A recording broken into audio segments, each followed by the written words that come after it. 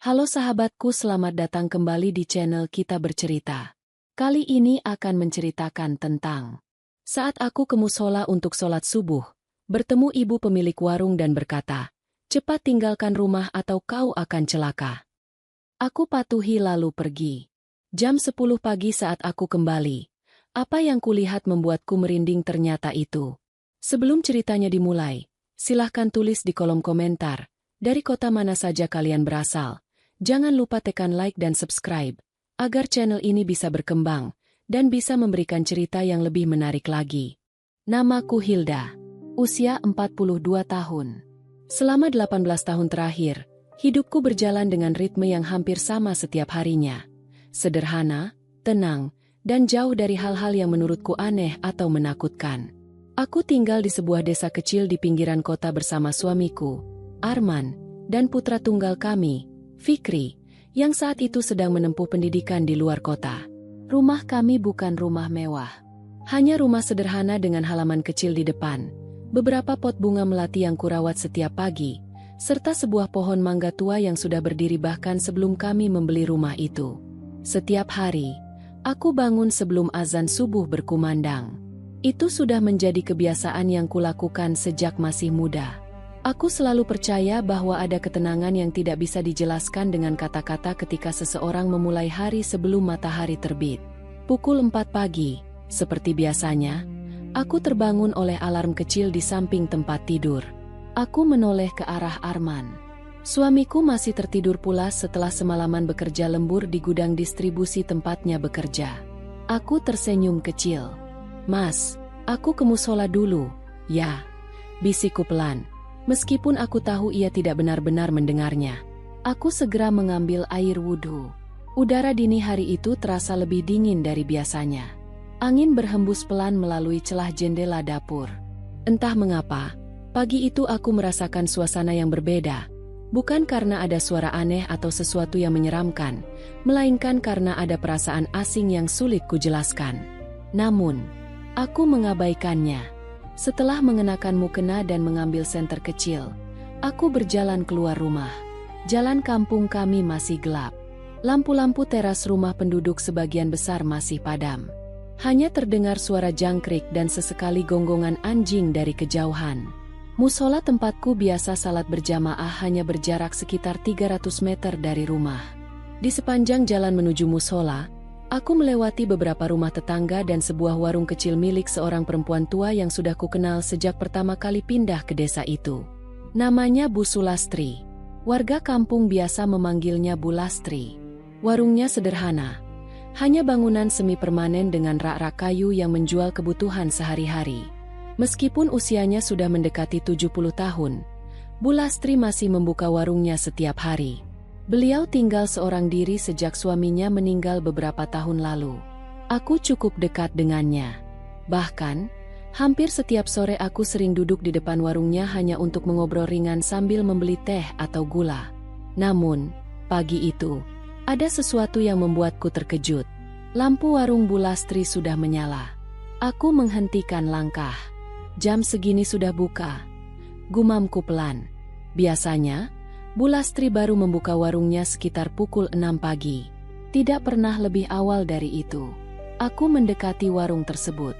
Di balik cahaya lampu yang redup, aku melihat Bu Lastri sedang duduk sendirian di kursi kayunya. Beliau mengenakan selendang coklat tua yang melilit bahunya. Wajahnya tampak pucat. Matanya memandang lurus ke arah jalan, seolah-olah sedang menunggu seseorang. Ketika melihatku, beliau langsung berdiri. "Hilda?" panggilnya dengan suara yang terdengar berbeda dari biasanya. Aku tersenyum. "Iya, Bu. Kau sudah buka pagi-pagi sekali." Namun, Bu Lastri tidak membalas senyumku. Beliau justru berjalan mendekat dengan langkah cepat. Untuk pertama kalinya selama aku mengenalnya, aku melihat sorot mata Bu Lastri dipenuhi kecemasan. "Hilda," ucapnya pelan. "Iya, Bu." Beliau menoleh ke kanan dan kiri, seolah memastikan tidak ada orang lain yang mendengar. Udara dingin mendadak terasa semakin menusuk. "Ada apa, Bu?" tanyaku lagi. Bu Lastri menggenggam tanganku erat. Tangannya terasa dingin. Sangat dingin. Hilda, katanya sekali lagi, dengan suara bergetar. Beberapa hari ini, apakah kamu melihat sesuatu yang aneh di rumahmu? Aku terdiam. Aneh bagaimana, Bu? Beliau tidak langsung menjawab. Matanya justru menatap ke arah belakangku, ke arah jalan yang baru saja kulewati. Aku ikut menoleh. Tidak ada siapa-siapa. Hanya jalan kampung yang kosong dan gelap. Ketika aku kembali menatap Bu Lastri, wajah beliau tampak semakin pucat. Hilda, katanya pelan. Iya, Bu. Setelah salat subuh nanti, jangan langsung pulang. Aku mengerutkan dahi. Maksudnya? Beliau menarik napas panjang. Pergilah ke rumah saudaramu. Atau kemana saja.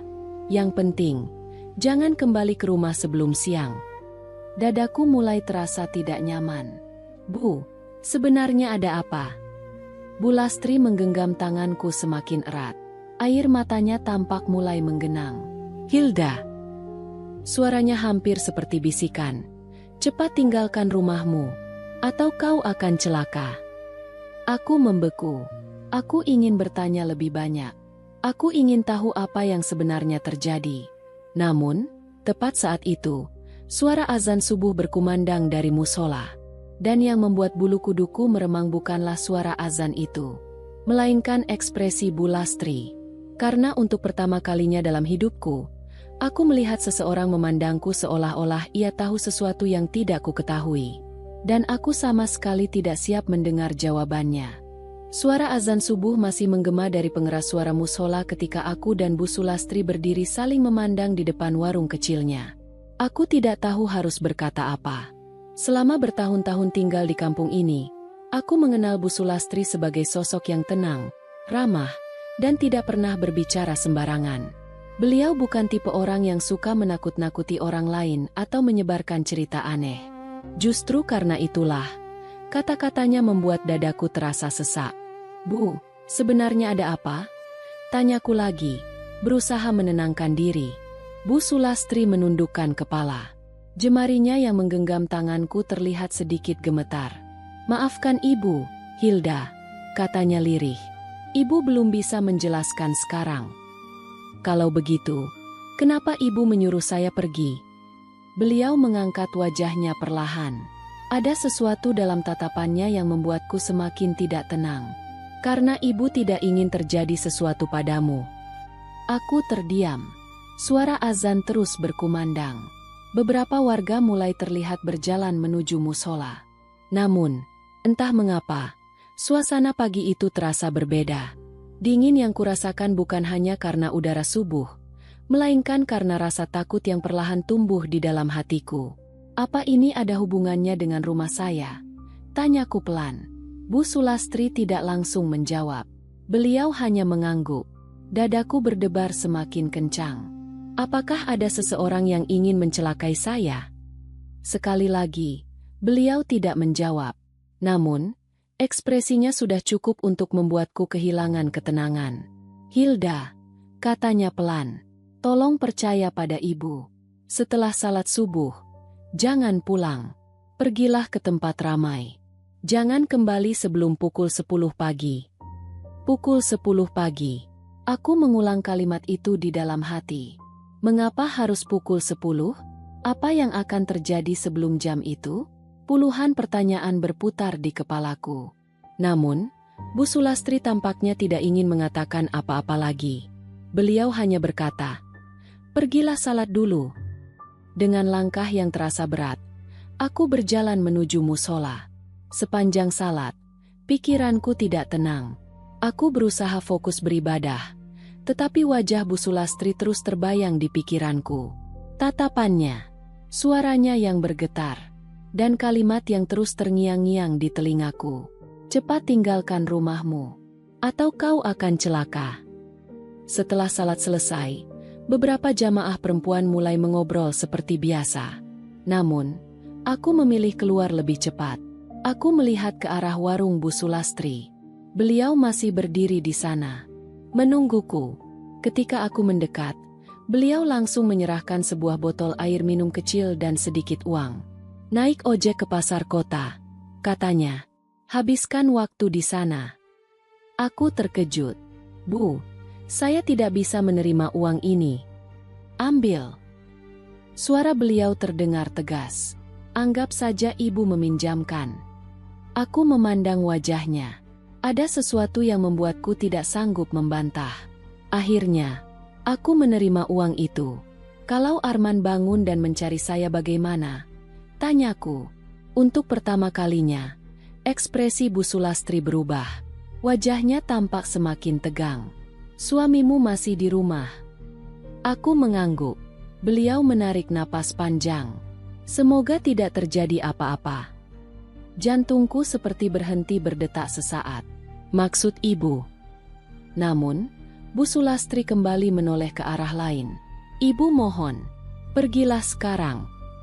Aku berdiri beberapa detik tanpa bergerak.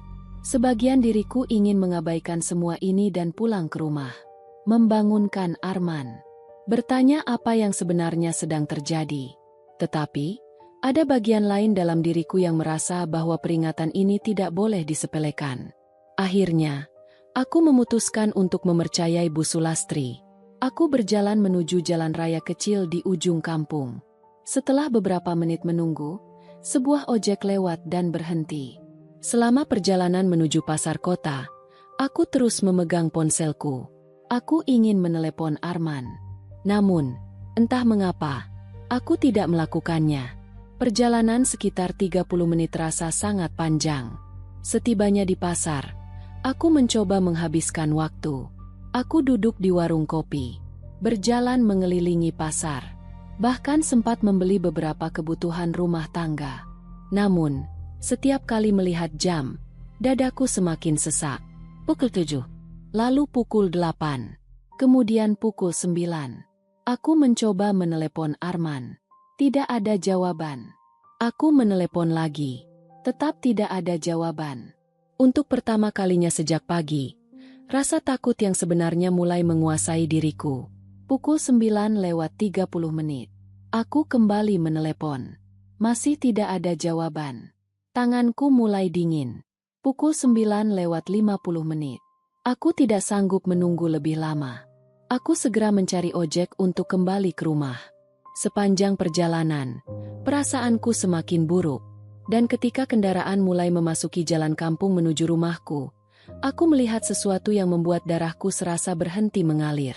Puluhan orang berdiri di depan rumahku. Beberapa di antaranya bahkan menangis. Dan dari kejauhan, aku mendengar suara sirene yang tidak pernah ingin kudengar datang ke rumahku sendiri.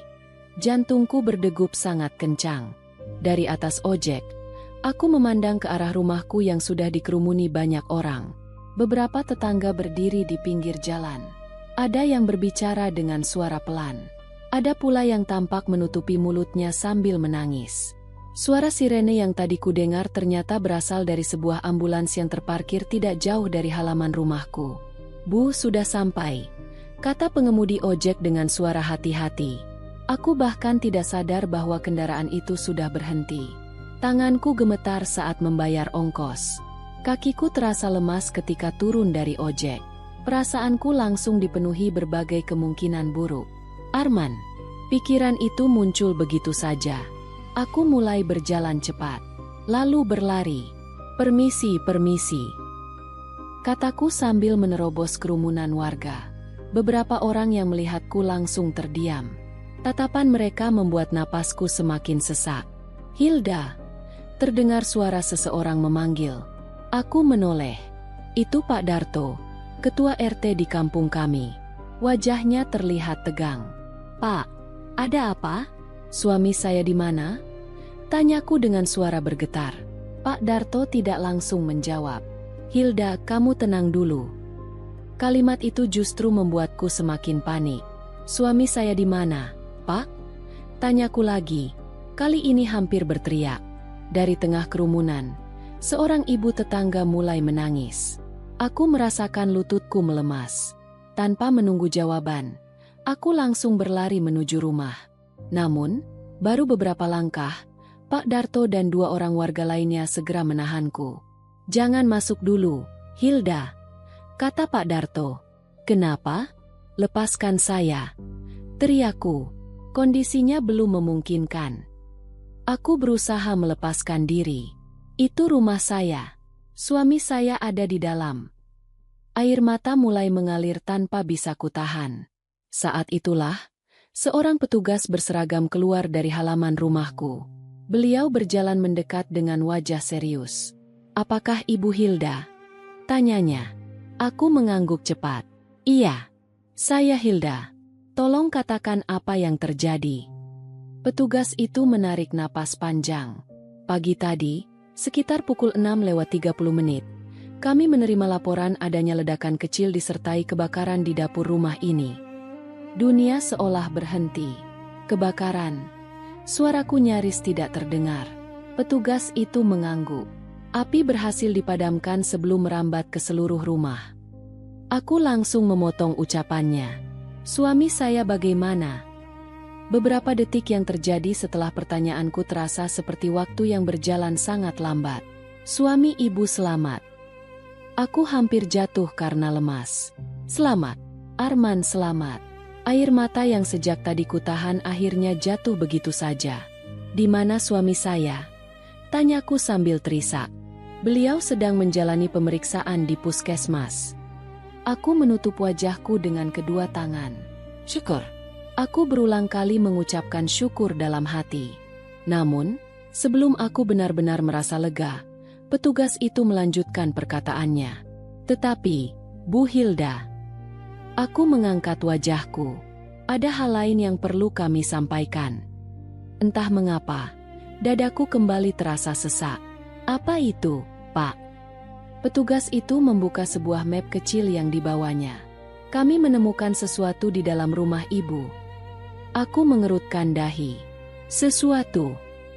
Beliau mengangguk. "Sebuah benda yang diduga menjadi penyebab ledakan." Aku semakin bingung. "Maksud Bapak, tabung gas?" Petugas itu menggeleng. "Bukan." Suasana di sekitar kami mendadak terasa sunyi. Bahkan suara warga yang tadi berbisik-bisik seolah hilang. Kami menemukan sebuah perangkat elektronik yang dipasang di area dapur. Aku menatapnya tanpa berkedip. "Perangkat elektronik?" "Iya." "Apa itu?" Petugas tersebut terdiam beberapa saat, seolah memilih kata-kata yang tepat. "Kami belum bisa memastikan sepenuhnya." "Tapi..." Beliau menatapku dengan serius. "Tapi, berdasarkan dugaan awal, perangkat itu tidak berada di sana secara kebetulan." Aku merasakan darahku seperti berhenti mengalir. "Maksud Bapak, ada seseorang yang memasangnya?" Petugas itu tidak menjawab.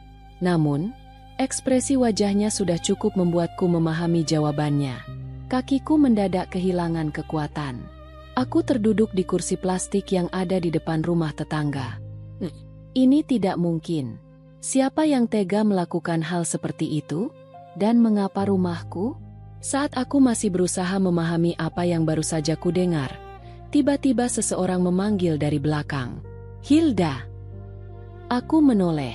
Ternyata Bu Sulastri. Beliau berdiri di tepi kerumunan dengan wajah yang lebih pucat daripada pagi tadi. Aku langsung berdiri. "Bu," seruku.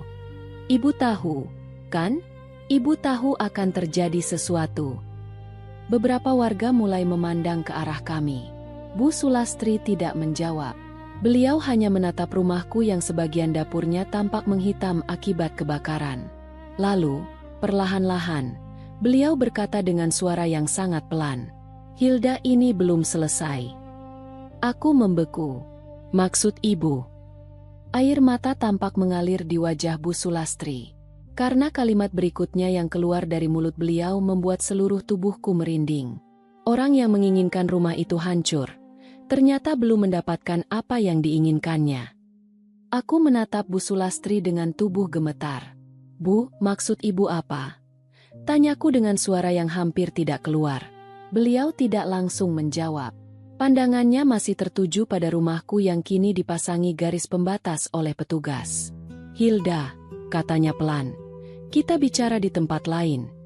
Aku ingin menolak. Aku ingin tetap di sana, menunggu kabar Arman, dan memastikan dengan mata kepalaku sendiri apa yang sebenarnya terjadi. Namun, melihat ekspresi Bu Sulastri yang begitu serius, aku akhirnya mengikutinya. Kami berjalan menuju warung kecilnya. Untuk pertama kalinya sejak aku mengenalnya, aku merasa takut berada di dekat beliau. Bukan karena Bu Sulastri menakutkan, tetapi karena aku yakin beliau mengetahui sesuatu yang selama ini tidak pernah ku ketahui. Setelah kami duduk, Bu Sulastri menutup pintu warungnya. "Hilda," katanya sambil menarik napas panjang, "apa Arman pernah bercerita tentang tanah rumah kalian?" Aku menggeleng. "Tidak pernah." "Memangnya kenapa?"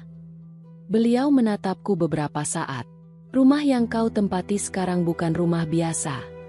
Aku mulai merasakan jantungku kembali berdebar. "Maksud ibu?" "Tanah itu dulu milik keluarga Pak Surya." Nama itu terasa asing. Siapa Pak Surya? Pemilik pabrik penggilingan padi terbesar di desa ini, 20 tahun yang lalu. Aku berusaha mengingat. Namun, aku memang baru pindah ke desa ini 18 tahun lalu, setelah menikah dengan Arman.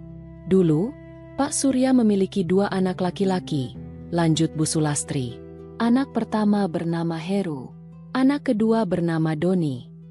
Beliau berhenti sejenak. "Arman pernah bekerja pada keluarga itu." Aku terdiam.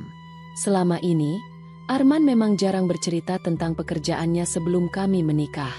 Setelah Pak Surya meninggal, lanjut Bu Sulastri, terjadi perselisihan besar di keluarga mereka. Heru dan Doni berebut warisan. Aku mulai memahami arah pembicaraan ini. Lalu, dalam perselisihan itu, ada satu surat kepemilikan tanah yang hilang. Aku mengerutkan dahi. "Surat tanah?" Bu Sulastri mengangguk. "Tanah tempat rumahmu berdiri sekarang." Aku mematung. "Tapi, bukankah rumah ini kami beli secara sah?" "Kalian memang membelinya secara sah." "Lalu masalahnya apa?" Bu Sulastri menundukkan kepala. "Masalahnya, beberapa orang percaya bahwa Arman mengetahui keberadaan surat asli warisan keluarga Pak Surya." Aku langsung berdiri. "Itu tidak mungkin." Aku juga berharap begitu. Tapi Arman tidak pernah mengatakan apapun. Bu Sulastri memandangku dengan tatapan sedih. "Hilda, ada sesuatu yang belum kau ketahui." Suara beliau semakin pelan. "Dulu, sebelum menikah denganmu, Arman adalah orang kepercayaan Pak Surya." Aku membeku. Orang kepercayaan. Selama 18 tahun pernikahan kami, Arman tidak pernah menceritakan hal itu.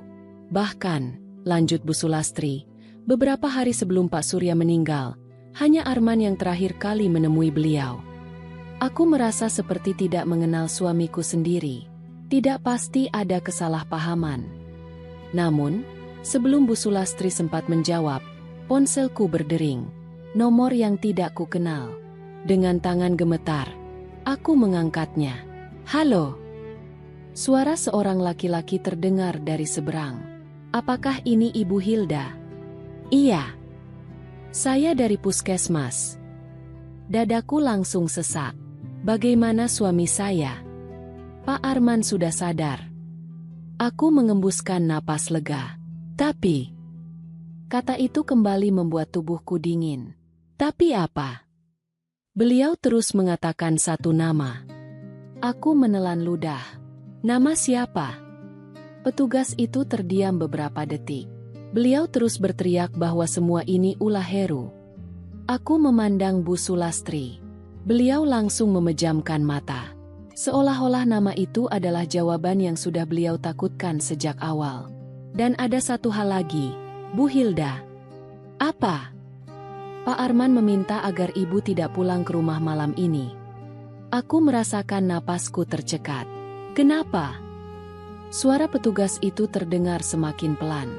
Karena sebelum pingsan, beliau mengatakan bahwa orang yang memasang alat peledak itu. Aku berdiri membeku. Bukan datang untuk membunuh beliau. Darahku seperti berhenti mengalir. Lalu, untuk siapa? Jawaban yang kudengar sesaat kemudian membuat seluruh tubuhku merinding. Menurut Pak Arman, Target sebenarnya adalah ibu. Aku tidak ingat bagaimana caranya aku sampai di puskesmas. Sepanjang perjalanan, kata-kata petugas itu terus terngiang di kepalaku. Target sebenarnya adalah ibu. Aku duduk di kursi depan mobil milik Pak Darto dengan tubuh gemetar. Di sampingku, Bu Sulastri hanya diam. Wajah beliau tampak sangat lelah. Seolah-olah beban yang selama ini dipendam akhirnya mulai terungkap. Setibanya di puskesmas, aku langsung berlari menuju ruang perawatan. Di sana, aku melihat Arman. Suamiku terbaring di atas ranjang. Kepalanya dibalut perban. Wajahnya pucat. Tangannya dipenuhi luka-luka kecil akibat serpihan ledakan. Dadaku terasa sesak. "Mas!" Panggilku pelan. Arman membuka matanya. Ketika melihatku, ekspresinya berubah. Bukan lega, bukan bahagia, melainkan ketakutan. "Hilda!" Suaranya parau. "Kamu tidak apa-apa?" Aku langsung menggenggam tangannya. "Aku tidak apa-apa, Mas. Tapi apa yang sebenarnya terjadi?" Arman memejamkan mata. Beberapa detik berlalu. Lalu, perlahan-lahan, air mata mengalir dari sudut matanya. "Aku minta maaf." Kalimat itu membuat jantungku berdegup semakin kencang. "Minta maaf untuk apa?" Arman menatapku. "Selama 18 tahun pernikahan kami, aku belum pernah melihat tatapan seperti itu. Tatapan seseorang yang menyimpan rasa bersalah sangat besar. Aku sudah berbohong padamu selama bertahun-tahun." Aku menelan ludah. "Berbohong tentang apa?" Arman menarik napas panjang. "Tentang keluarga Pak Surya." Ruangan mendadak terasa sunyi. Aku teringat perkataan Bu Sulastri. Tentang Pak Surya. Tentang Heru. Tentang surat tanah yang hilang. "Apa yang sebenarnya terjadi, Mas?" tanyaku. Arman memandang ke arah jendela. 20 tahun lalu, aku memang bekerja untuk Pak Surya. Tapi bukan hanya sebagai karyawan.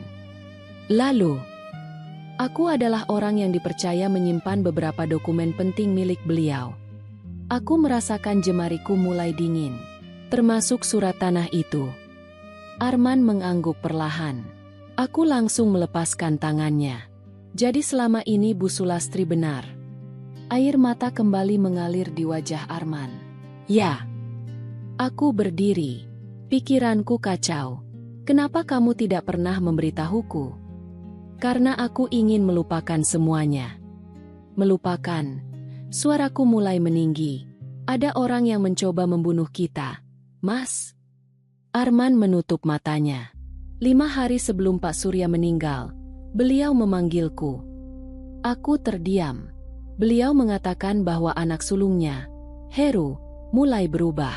Pak Surya takut seluruh hartanya akan dikuasai dengan cara yang salah. Aku kembali duduk. Lalu, beliau menyerahkan surat asli kepemilikan beberapa aset kepadaku.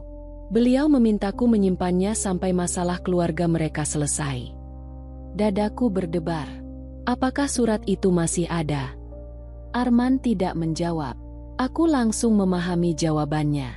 "Mas, aku masih menyimpannya." Aku merasa dunia berputar. Selama 18 tahun. Selama 18 tahun kami hidup dengan sebuah rahasia besar tanpa aku mengetahuinya. "Di mana surat itu?" tanyaku. Arman menatapku. "Tersembunyi di rumah kita." Perlahan, Arman mengangguk. Aku langsung teringat ledakan tadi pagi. Jadi Heru mencoba menghancurkan rumah kita untuk mencari surat itu. Arman menggeleng. "Tidak." Aku membeku. "Bukan. Heru sudah beberapa kali menghubungiku dalam 2 bulan terakhir." "Apa yang dia inginkan?" "Dia ingin surat itu." Lalu, aku menolak. Ruangan terasa semakin dingin. "Mas." Suaraku bergetar. "Kalau bukan Heru yang memasang bom itu, lalu siapa?" Untuk pertama kalinya sejak aku masuk ruangan, wajah Arman terlihat sangat ketakutan. "Hilda." "Iya." Aku tidak pernah memberitahu siapapun tentang tempat penyimpanan surat itu. Aku mulai tidak mengerti. Lalu, 3 hari yang lalu, hanya ada satu orang yang mengetahui rahasia itu. Jantungku seakan berhenti. Siapa? Arman menatapku. Tatapan yang membuat seluruh tubuhku merinding. Fikri. Aku membeku. Tidak mungkin. Anak kami? Mas, jangan bercanda. Aku tidak bercanda. Tapi Fikri sedang kuliah di luar kota. Arman menundukkan kepala. 3 hari yang lalu, Fikri pulang diam-diam. Aku merasa napasku tercekat. Apa? Aku bertemu dengannya. Kenapa kamu tidak memberitahuku? Karena aku malu. Malu. Air mata Arman kembali jatuh. Karena Fikri datang bukan untuk menemuimu. Darahku seperti berhenti mengalir. Lalu, dia datang karena seseorang menyuruhnya. Aku tidak sanggup berbicara. Kemarin malam, Fikri memintaku menyerahkan surat warisan itu. Ruangan mendadak terasa hening. Aku tidak tahu mana yang lebih menyakitkan. Mengetahui bahwa suamiku menyimpan rahasia selama bertahun-tahun, atau mendengar bahwa putra kami sendiri mungkin terlibat dalam semua ini. Namun, sebelum aku sempat bertanya lagi, ponsel Arman yang terletak di meja samping tempat tidur tiba-tiba bergetar. Sebuah pesan masuk. Dengan tangan gemetar, Arman menyerahkan ponsel itu kepadaku. Aku melihat layar. Pesan itu berasal dari nomor yang tidak dikenal. Dan isi pesannya membuat seluruh tubuhku membeku. Kalau Hilda masih hidup, berarti Fikri gagal menjalankan tugasnya.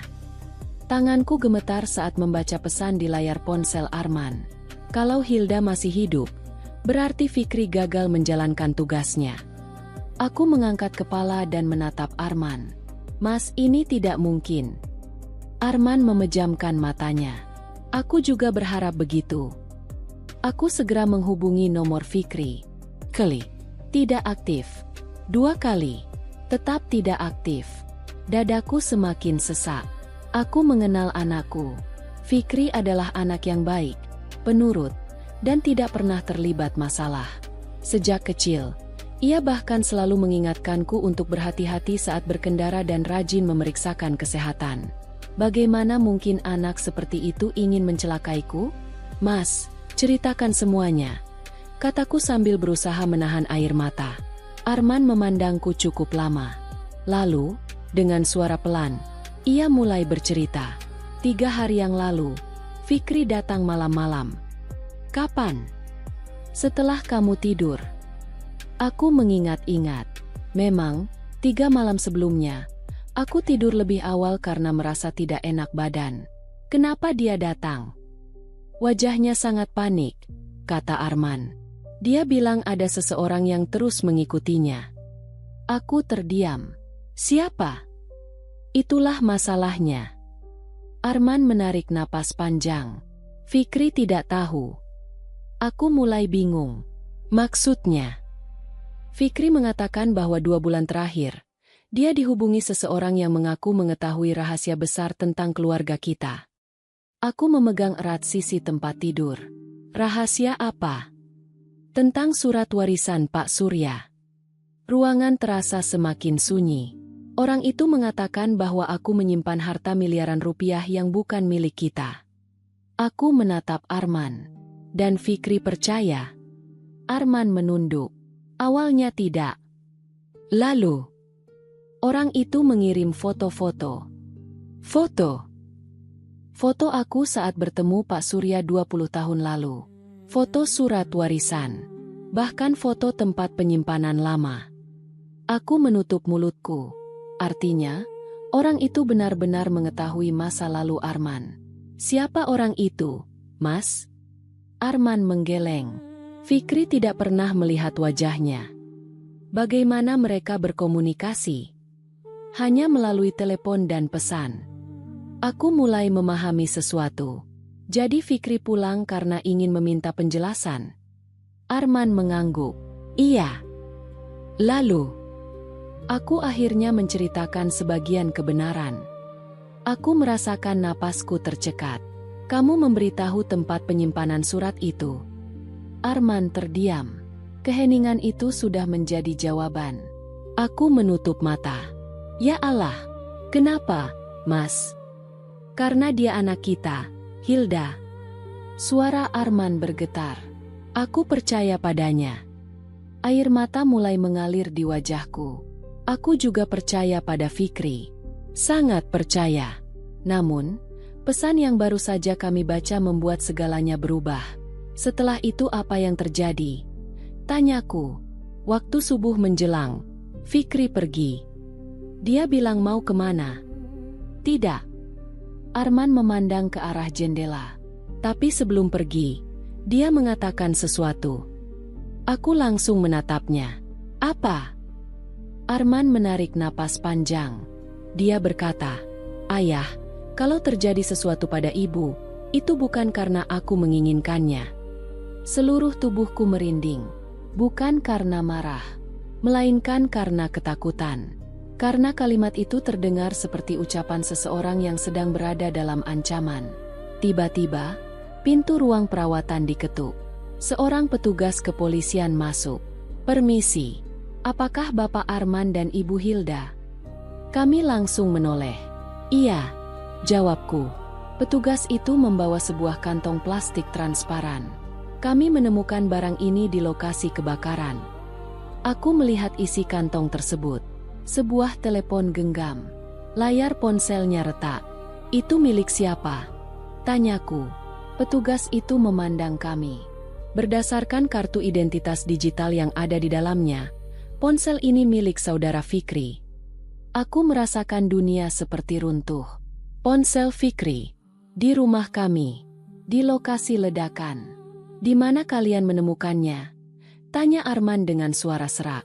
"Di dekat dapur." Aku langsung berdiri. "Tidak." Petugas itu terlihat bingung. "Maaf. Itu tidak mungkin." Karena jauh di dalam hatiku, aku tahu, anakku tidak mungkin melakukan hal seperti itu. Namun, petugas itu kemudian mengeluarkan satu barang lagi dari dalam tasnya. Sebuah amplop. Ini juga kami temukan di lokasi. Tanganku mulai gemetar saat menerima amplop tersebut. Di bagian depan amplop, tertulis namaku. Ibu. Tulisan tangan itu sangat kukenal. Itu tulisan Fikri. Dengan napas tersengal, aku membuka amplop tersebut. Di dalamnya hanya ada satu lembar kertas. Aku mulai membaca. Dan setiap kalimat yang tertulis di sana membuat air mataku jatuh semakin deras. "Ibu, jika ibu membaca surat ini, berarti sesuatu yang buruk sudah terjadi. Maafkan Fikri karena tidak mengatakan yang sebenarnya. Fikri bukan orang yang mereka cari. Dan ayah juga bukan target utama mereka. Orang yang mereka incar sejak awal adalah seseorang yang selama ini tidak pernah mengetahui siapa dirinya sebenarnya." Aku berhenti bernapas. Tanganku membeku. Aku membaca kalimat terakhir itu berulang kali. Kemudian, dengan suara yang nyaris tidak terdengar, aku membacakan kalimat berikutnya. "Ibu, orang yang mereka cari selama 20 tahun ini adalah ibu sendiri." Aku mengangkat wajah. Arman menundukkan kepalanya. Dan pada saat itulah, untuk pertama kalinya dalam 18 tahun pernikahan kami, aku mulai menyadari satu kenyataan yang paling menakutkan. Aku sama sekali tidak mengetahui siapa diriku sebenarnya. Tanganku masih gemetar memegang surat dari Fikri. Kalimat terakhir itu terus berputar di kepalaku. Orang yang mereka cari selama 20 tahun ini adalah ibu sendiri. Aku mengangkat kepalaku perlahan dan menatap Arman. Suamiku tidak berani menatap balik. Untuk pertama kalinya dalam 18 tahun pernikahan kami, aku merasakan ketakutan yang bukan berasal dari orang lain, melainkan dari kenyataan bahwa mungkin aku tidak benar-benar mengenal diriku sendiri. "Mas." Suaraku bergetar. "Apa maksud surat ini?" Arman memejamkan matanya. Aku melangkah mendekat. Jawab aku. Air mata mulai jatuh dari wajahnya. "Hilda, maafkan aku." Jawab aku. Suaraku meninggi. Ruangan perawatan mendadak terasa sunyi. Bahkan petugas kepolisian yang tadi berdiri di dekat pintu memilih keluar dan menutup pintu perlahan. Kini hanya ada aku, Arman, dan sebuah rahasia yang selama ini disembunyikan. Arman menarik napas panjang. Hilda, selama ini aku tidak berbohong tentang perasaanku padamu. Aku tidak menjawab, tapi aku memang menyembunyikan satu hal. Apa? Arman menatapku. Kamu bukan orang biasa yang kebetulan tinggal di rumah itu. Jantungku berdegup sangat kencang. Lalu siapa aku? Beberapa detik berlalu, dan jawaban Arman membuat seluruh tubuhku terasa dingin. Kamu adalah anak kandung Pak Surya. Aku membeku. Tidak mungkin. Aku bahkan hampir tertawa karena merasa itu terlalu tidak masuk akal. Mas, jangan bercanda. Aku tidak bercanda. Aku punya ayah dan ibu. Arman menundukkan kepala. Orang yang membesarkanmu memang orang tuamu. Tapi, suara Arman semakin pelan. Tapi mereka bukan orang tua kandungmu. Aku mundur satu langkah. Dunia seolah berhenti. Aku teringat wajah ayah dan ibuku yang sudah lama meninggal. Mereka merawatku, membesarkanku, menyayangiku. Bagaimana mungkin mereka bukan orang tuaku? Kamu bohong. Bisku. Arman menggeleng. 20 tahun lalu, Pak Surya menceritakan semuanya kepadaku. Air mata mengalir di pipiku. Apa? Dulu, Pak Surya memiliki seorang anak perempuan. Aku menatapnya tanpa berkedip. Namanya Hilda. Aku tidak sanggup bernapas. Ketika usiamu 4 tahun, terjadi konflik besar dalam keluarga. Pak Surya khawatir keselamatanmu terancam. Karena Heru. Arman mengangguk. Heru ingin seluruh warisan jatuh ke tangannya. Tanganku mulai dingin. Lalu, Pak Surya menyerahkanmu kepada sahabatnya di luar kota. Aku teringat kedua orang tuaku. Mereka ternyata, mereka mengadopsiku. Arman mengangguk perlahan. Aku menutup mulutku. Air mataku semakin deras. Kenapa aku tidak pernah tahu? Karena Pak Surya ingin kamu hidup sebagai orang biasa. Aku terduduk. Selama 42 tahun. Selama 42 tahun. Aku hidup tanpa mengetahui siapa diriku sebenarnya. Lalu kenapa sekarang? Tanyaku lirih. Arman memandangku. Karena Pak Surya meninggalkan surat wasiat terakhir. Aku langsung mengangkat kepala. Wasiat. Arman mengangguk. Dalam surat itu, seluruh aset yang diperebutkan Heru dan Doni sebenarnya diwariskan kepada anak perempuan beliau. Aku merasa darahku berhenti mengalir. Kepadaku. Iya. Ruangan terasa sunyi. Semua kepingan mulai menyatu. Ledakan. Ancaman. Surat yang hilang. Heru. Semuanya. Jadi Heru ingin membunuhku. Tanyaku. Arman tidak langsung menjawab. Justru Bu Sulastri, yang sejak tadi diam di sudut ruangan, akhirnya berbicara. Tidak, Hilda. Aku menoleh. Apa? Beliau menatapku dengan mata berkaca-kaca.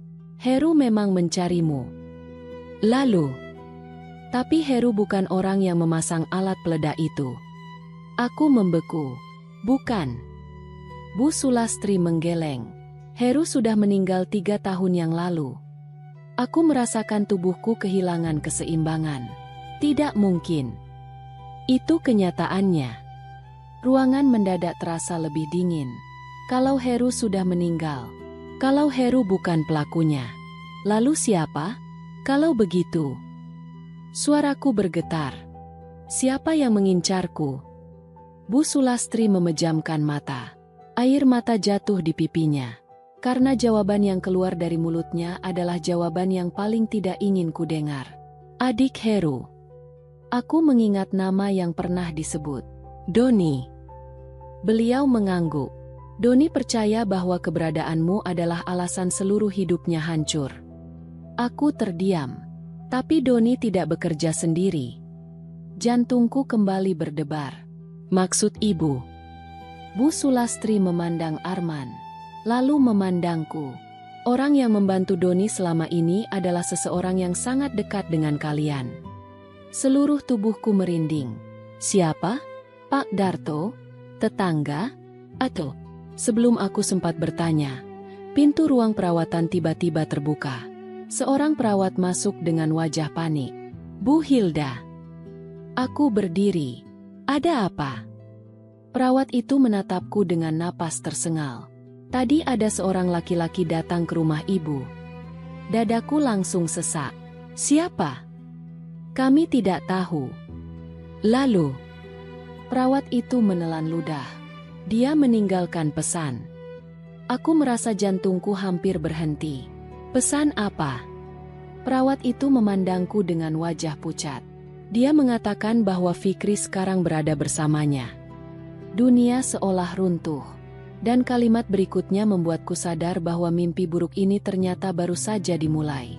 Kalau ibu ingin melihat Fikri hidup, bawalah surat warisan itu malam ini. Aku tidak bisa merasakan kakiku. Kalimat yang diucapkan perawat itu terus bergema di kepalaku. Kalau ibu ingin melihat Fikri hidup, bawalah surat warisan itu malam ini. Sebagai seorang ibu, tidak ada yang lebih menakutkan daripada mendengar bahwa anaknya berada dalam bahaya. Di mana? Tanyaku dengan suara bergetar. Perawat itu menyerahkan secari kertas. Ada seseorang yang menitipkan ini. Aku segera mengambilnya. Di atas kertas itu hanya ada satu alamat. Gudang penggilingan padi lama milik keluarga Pak Surya. Pukul 20. Datang sendiri. Tanganku gemetar. Tempat itu, aku pernah mendengarnya dari cerita warga desa. Pabrik penggilingan padi yang dahulu sangat besar itu sudah lama terbengkalai sejak Pak Surya meninggal. Aku menoleh ke arah Arman. Mas. Arman mengangguk pelan. Kita harus menyelamatkan Fikri. Namun, sebelum aku sempat melangkah, Bu Sulastri berdiri. Hilda. Aku menatap beliau. Kalau kamu pergi ke sana, ada satu hal yang harus kamu ketahui. Apa, Bu? Bu Sulastri menarik napas panjang. Orang yang membantu Doni selama ini bukan orang lain. Jantungku kembali berdegup kencang. Siapa? Beliau memejamkan mata. Pak Darto. Dunia seakan berhenti. Ketua RT kami. Orang yang selama ini membantu kami. Orang yang tadi mengantarku ke puskesmas. Tidak. Bisikku. Bu Sulastri mengangguk pelan. 20 tahun yang lalu, Pak Darto adalah sopir pribadi keluarga Pak Surya. Aku teringat kembali semua kejadian hari ini. Bagaimana Pak Darto tampak terlalu cepat mengetahui kejadian di rumahku. Bagaimana ia terus berada di dekatku. Bagaimana ia mengantarku ke puskesmas. Semua terasa masuk akal. Tapi kenapa? Tanyaku. Bu Sulastri menatapku. Karena Pak Darto merasa hidupnya hancur setelah keluarga Pak Surya jatuh. Aku memejamkan mata. Jadi selama ini, selama 18 tahun aku tinggal di desa ini. Ada seseorang yang mengawasiku. Malam itu, pukul 7:30, aku, Arman, dan 2 petugas kepolisian yang berpakaian sipil berangkat menuju gudang penggilingan padi lama. Meski pelaku meminta aku datang sendiri, polisi meminta kami bekerja sama untuk menyelamatkan Fikri. Sepanjang perjalanan, aku tidak bisa berhenti berdoa. Aku tidak peduli lagi tentang warisan. Aku tidak peduli lagi tentang siapa orang tua kandungku. Aku hanya ingin anakku selamat. Ketika kami tiba, suasana di sekitar gudang sangat gelap. Bangunan tua itu berdiri seperti bayangan masa lalu yang menakutkan. Pintu depannya terbuka. Aku melangkah masuk. Halo. Suaraku bergetar. Tidak ada jawaban. Halo. Saya datang. Beberapa detik kemudian, suara langkah kaki terdengar dari dalam kegelapan. Lalu, seseorang keluar. Aku langsung mengenalinya. Pak Darto. Namun, wajahnya yang kulihat malam itu bukanlah wajah tetangga yang selama ini ku kenal, melainkan wajah seseorang yang telah menyimpan kebencian selama puluhan tahun. Kamu akhirnya datang juga, Hilda. Katanya pelan. Di mana Fikri? Tanyaku. Pak Darto tersenyum tipis. Anakmu baik-baik saja. Di mana dia? Tidak jauh. Aku menahan napas. Lalu Doni di mana? Pak Darto tertawa kecil. Tawa yang membuat bulu kuduku berdiri. Kamu masih belum mengerti. Aku mengerutkan dahi. Maksudmu? Pak Darto melangkah mendekat. Doni memang ada. Lalu? Tapi bukan dia yang merencanakan semua ini. Dadaku terasa sesak. Siapa? Pak Darto memandangku tepat di mata. Aku. Aku membeku. Apa? Aku yang menghubungi Fikri. Aku yang mengirim pesan ancaman. Aku yang memasang alat peledak itu. Aku merasa dunia runtuh. Kenapa? Suara Pak Darto berubah. Karena marah. Karena dendam. Karena Pak Surya menghancurkan hidupku. Aku terdiam.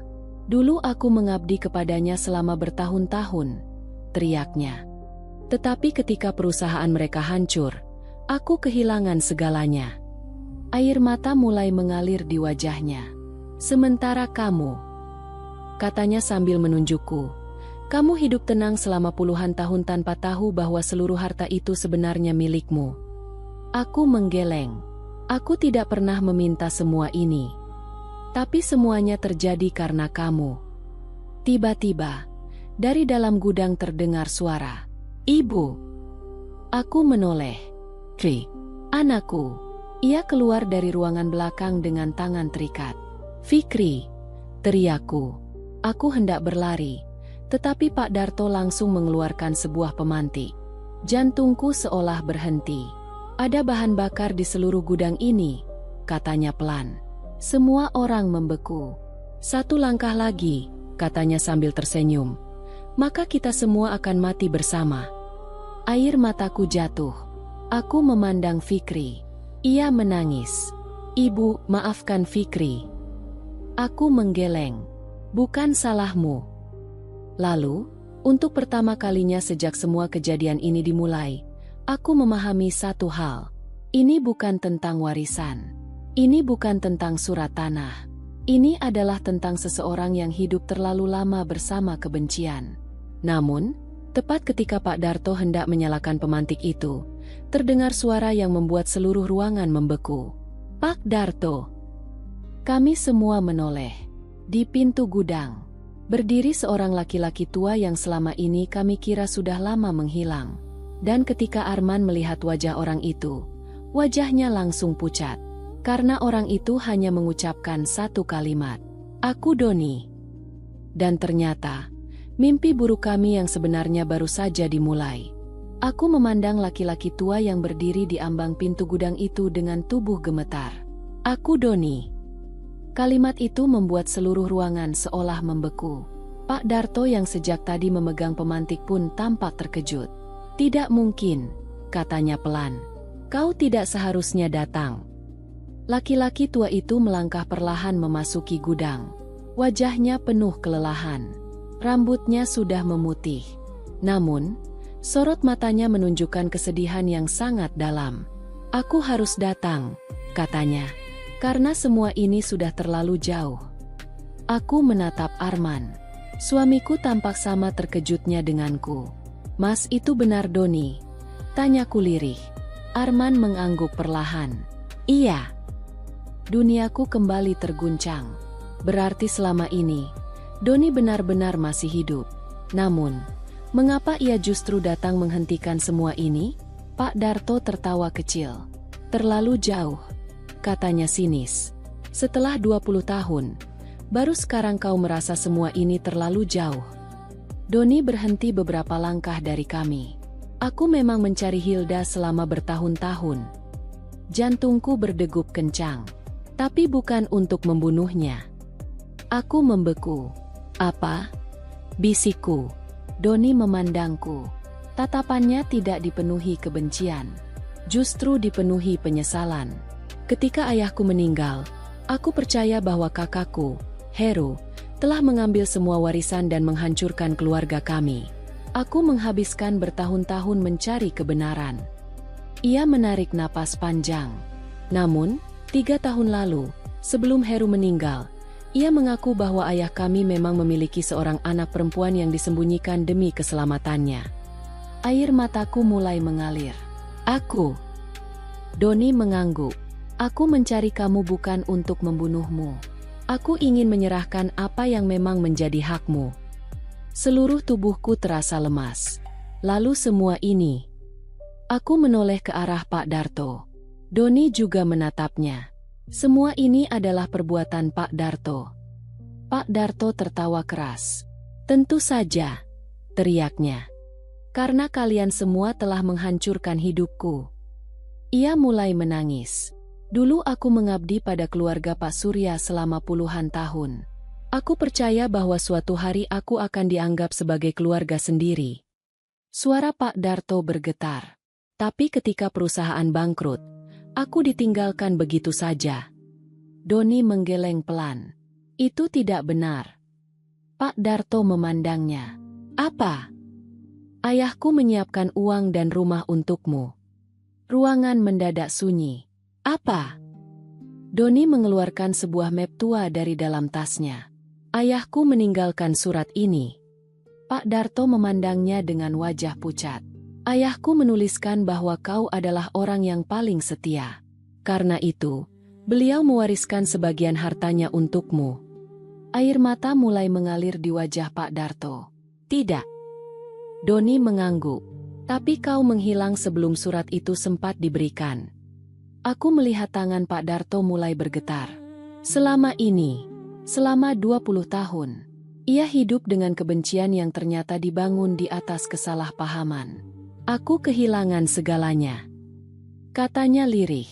Kau kehilangan segalanya karena kebencianmu sendiri, jawab Doni pelan. Pak Darto terdiam.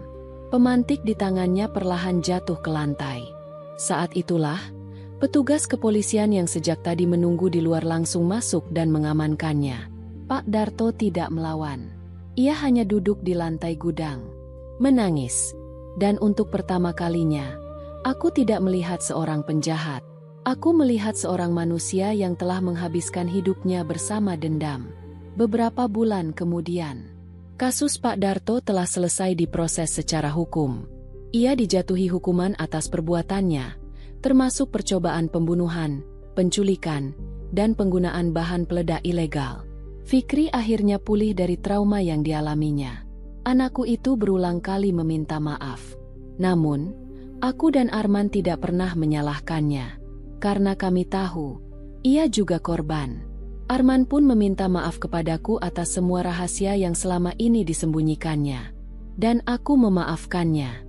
Bukan karena aku melupakan rasa sakit itu, melainkan karena aku tahu, selama bertahun-tahun, ia menyimpan rahasia itu untuk melindungiku. Adapun Doni, ia benar-benar menepati janjinya.